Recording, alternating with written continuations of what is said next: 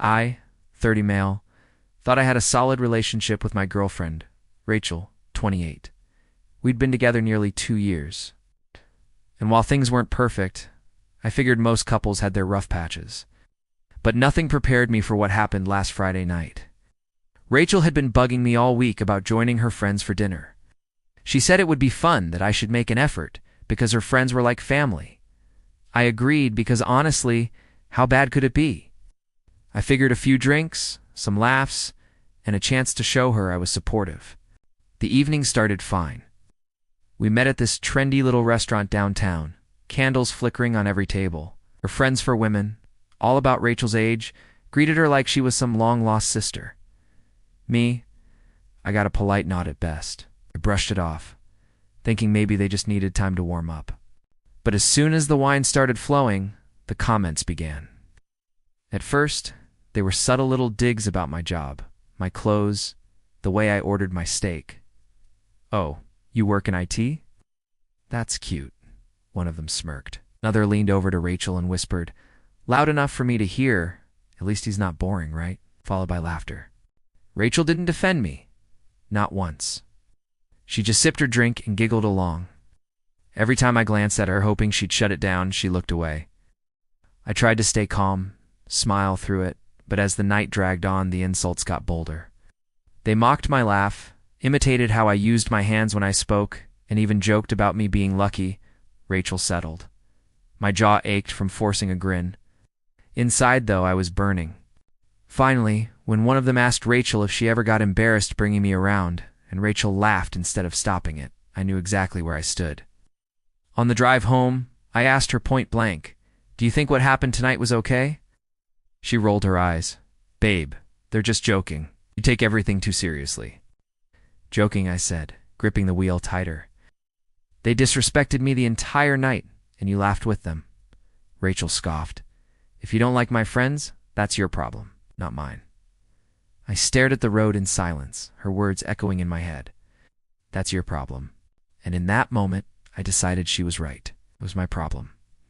But I wasn't going to argue anymore. I wasn't going to beg her to stand up for me. No, I was going to solve the problem in my own way. What Rachel didn't know was that I had just been added to her friends' group chat a week ago, the girls plus Rachel. She thought it would help me feel more included. She was about to regret that decision. That night, after Rachel went to bed, I sat on the couch with my phone glowing in the dark. Her words still rang in my ears. "That's your problem." My jaw clenched, chest tight, replaying the way her friends laughed at me while she joined in. Something inside me snapped. I opened the group chat, the girls plus Rachel. It was filled with their usual chatter. It's plans for brunch, memes about men being clueless, gossip about coworkers. Harmless on the surface, but beneath it all, a tone of superiority that matched exactly how they treated me at dinner. I scrolled further back, curiosity getting the better of me. That's when I saw things Rachel had never mentioned. Screenshots of texts between her and her friends joking about me, mocking my quirks, even discussing whether Rachel should upgrade before settling down. My stomach dropped. They weren't just mean tonight. This had been ongoing for months. My thumb hovered over the keyboard, heart racing. Part of me thought, ignore it, just walk away. But the other part, the one stung by betrayal, whispered, "No, they want to humiliate you. Fine, let's see how they like the spotlight turned back on them." I started typing. "Hey everyone, thanks again for dinner tonight. I just wanted to say I finally get it, sure, not just Rachel's friends. You're her audience. Needs you to laugh at me so she feels bigger. And you all play along, because it makes you feel important too. So here's the truth. You didn't embarrass me tonight. You embarrassed her. And when she rereads these messages tomorrow, she'll realize she doesn't have friends, just people waiting for her to fail so you can say, 'I told you so.'" I stared at the words, my finger trembling over the send button. Was I really going to do this? Was this too much? Then I remembered Rachel's smirk, her silence as they tore me down. I hit send. The chat went silent for about 30 seconds, and the replies started. "Wow, seriously, what's your problem?" One of them tried to clap back. "If you can't handle jokes, maybe you shouldn't hang out with us." I replied instantly. A joke is supposed to be funny. If the only one laughing is you, that's not a joke, it's cruelty. But hey, thanks for proving my point. Then I left the group. My hands shook as I set the phone down.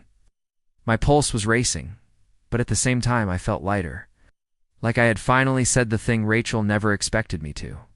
The next morning, Rachel stormed into the living room, phone in hand. Her face was red, eyes blazing. "What the hell did you do?" she shouted. I calmly sipped my coffee, solved my problem. Her jaw dropped. "You humiliated me in front of my friends." I looked at her, dead serious. "No, Rachel, you humiliated yourself. I just gave you the mirror." Rachel paced the living room, phone clutched so tightly I thought she might crush it. Her voice trembled between anger and panic. "They're all blowing up my phone saying I let you read our chat. They're saying I broke girl code." I leaned back, arms crossed. "So now they're mad at you." Interesting. She glared at me like I'd betrayed her, but deep down I could see the gears turning. For the first time she realized her little kingdom wasn't so stable. "You don't get it," she snapped. "Those girls are my best friends. We've been through everything together." I raised an eyebrow. "It's best friends who mock you behind your back. They treat you like you're some kind of puppet master clowning me for their entertainment. That's not friendship, Rachel. That's a circus." Her face faltered for a second, but then she tried to cover it up. "You twisted my words. You didn't have to post in the group. You could have just told me." I put my mug down. "I did tell you, last night, when they disrespected me. And you said that's your problem, so I fixed the problem. Now they're your problem." Rachel stopped pacing. Her mouth opened, but no words came out. She just stood there, stunned.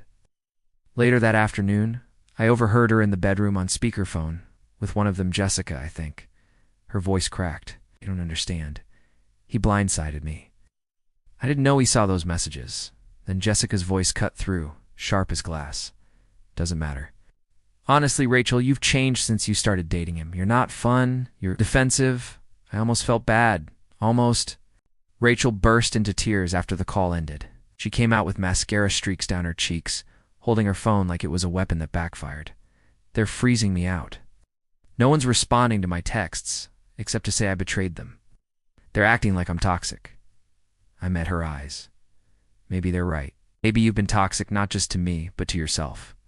Hanging on to people who don't actually care about you." She sank onto the couch, shoulders slumped. For the first time since I'd known her, Rachel looked small. Not fiery, not confident, just... "Why did you have to make it so final?" she whispered. "Now they'll never forgive me." I shrugged. "Maybe that's the best thing that could happen. Maybe now you'll stop mistaking cruelty for closeness." Her phone buzzed again. Another notification. She didn't even check it this time, just tossed it onto the coffee table, face down, like she couldn't bear to see more proof of the truth. That night, the apartment was silent. Rachel barely touched her dinner, her mind elsewhere. I lay in bed wondering if she hated me or secretly knew I had done what she never had the courage to do. Either way, one thing was clear: her so-called friends would never speak to her the same way again. Her phone was beside her, buzzing every so often, but she refused to look at it. I poured myself a mug and slid into the chair opposite her. "You going to check it?" I asked casually. She shook her head, muttering, "It's just more of the same. They're done with me." I tried calling, leaving voice notes, even apologizing. All I got back was silence. I sipped my coffee, hiding the smirk tugging at my lips. "So, the people you defended over me for months, who disrespected me and laughed at you behind your back, cut you off the second things got uncomfortable?" Her eyes darted up, red-rimmed, but defiant. "You don't understand. They've been in my life for years. College, vacations, birthdays, they're like family." "Family doesn't treat you like garbage," I shot back. "And family doesn't abandon you just because they got caught." Rachel slammed her palms on the table. "You don't get it. You didn't have anyone when you moved here. They were all I had before you. They're my history." I leaned in, voice steady. "Oh, yeah, but history doesn't equal loyalty. You've been clinging to people who only liked you when you played by their rules. The second you weren't their puppet, they dropped you." Her lips trembled, but she said nothing.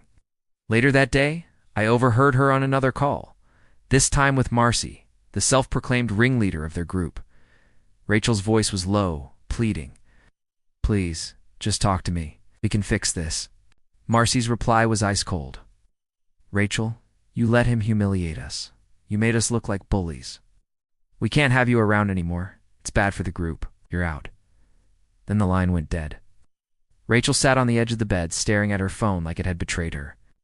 When she finally looked at me, her face was pale. "Really don't want me anymore." I shrugged. "Maybe now you'll see what I've been trying to tell you. Real friends don't measure loyalty by how well you let them step on you. Real friends don't cheer when you make someone you love feel small." She bit her lip. For the first time in weeks, she didn't argue. Instead, she just whispered, "I don't know who I am without them." I wanted to feel bad for her. Part of me did, but another part thought maybe this was necessary. Maybe Rachel needed to lose the safety net of toxic friends to finally realize she'd been balancing on a rope made of threads. That night, she didn't touch her phone once. No scrolling, no late-night gossip, no laughter spilling through the walls. Just silence. Heavy, suffocating silence. And in that silence, I realized something too. This wasn't just about her friends anymore. This was about us. Because if Rachel could betray me for their approval, what would she do now that she no longer had them? For the next few days, Rachel was a ghost in her own apartment. No constant dinging of group chats. No manic laughter echoing through the walls at 1 a.m. No screenshots shoved in my face with "Look what Marcy said." It was eerie-like living with someone whose oxygen had been cut off. I watched her scrolling through old photos on her phone, pausing at group selfies from nights out, beach trips, and birthday dinners. Her thumb hovered, trembling, before she'd shut the screen off in frustration. One evening, she finally looked at me and said, "They blocked me. All of them. Even Jessica." I put down my book. "The same Jessica who texted you behind Marcy's back about how bossy she was." Rachel blinked, surprised. She must have forgotten she'd once vented to me about that, she whispered, "even her." The next day I came home from work to find the apartment spotless. Candles lit, music low, dinner on the table, Rachel's favorite homemade attempt at an apology. She greeted me with a shaky smile, I thought. Maybe we could just start fresh. Just us. No drama, no friends. "I'll focus on you now." I studied her carefully. "Was this genuine?" "Rachel," I said slowly, "you don't get to treat me like an afterthought until your world collapses, then come crawling back. That's not how love works." Her eyes filled instantly. "I know I messed up, but I see it now. They were using me. I lost them, but I don't want to lose you too. Please," I sighed, rubbing my temples. Part of me wanted to forgive her, to believe this was her wake-up call. But another part whispered, she's only sorry because she's alone now. The following weekend, she doubled down. She showed up at my company's charity event, dressed to impress, clinging to my arm like she never had before. She introduced herself to my colleagues, laughed at my jokes, even bragged about my work projects. Everyone thought we were a power couple. But I knew better. Behind every smile, I could see the panic in her eyes. She wasn't celebrating me. She was clinging to survival, terrified of being truly alone. But that night when we got home, she curled up against me on the couch. "See, I can be the girlfriend you want. I can make this work." I looked down at her, feeling both pity and clarity. "Rachel, the problem isn't that you couldn't be the girlfriend I wanted. The problem is that you didn't want to be until now. And I don't know if I can trust this version of you." Her face crumpled, tears spilling again. She tried to grab my hand, but for the first time since this all began, I didn't hold hers back. Because the truth was, Rachel's friends weren't the only ones who'd gone silent. Something inside me had to. The morning after her attempted fresh start, I woke to find Rachel already dressed. Sitting at the table with a notepad in front of her, she looked up, eyes rimmed with exhaustion. "I made a list," she said quietly. "Things I need to do better. It's how I can make us work." She pushed the paper toward me like it was a contract. "Apologize more, listen more, respect boundaries. Stop choosing friends over him." Almost heartbreaking, almost. I skimmed it, then set it down. "Rachel, do you even believe half the things you wrote? Or are you just desperate because they're gone and I'm all you have left?" Her lip quivered. "Does it matter?" "I'm trying." I stood, pouring myself coffee, trying to form the words that had been pressing on me for weeks. "It does matter. Because if the only reason you're here now is because they abandoned you, then what happens when you find someone else to fill that void? Another group? Another distraction? Do I go back to being the afterthought?" Her tears spilled over. "Please don't say that." "I see it now. I see how wrong I was. But the truth was, My patience had run dry long before her friends cut her off. That night at the company dinner, when she humiliated me, when she laughed with them while they mocked me, that had been the turning point. I had stayed out of habit, not hope. Later that week, I packed a bag, just a few essentials. When she came home and saw it by the door, her face crumbled.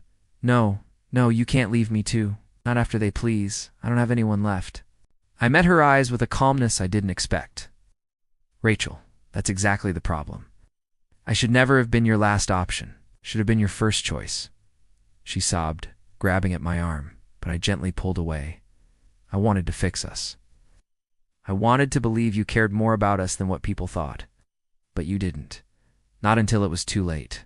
I left the apartment in silence. No yelling, no slammed doors. Just the sound of her crying behind me, echoing down the hall.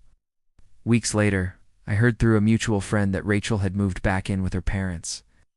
No new friends, no big social circle, just quiet, and maybe for the first time, reflection. I solved the bigger problem staying with someone who only valued me when she had nothing else. Rachel once said, "If you don't like my friends, that's your problem." She was right. It was my problem. The solution wasn't changing. Emmett was walking away from her. The funny thing is, once I did, I finally realized it was never really my problem at all. If you've made it this far, go ahead and hit the like button, subscribe, and share your thoughts in the comments.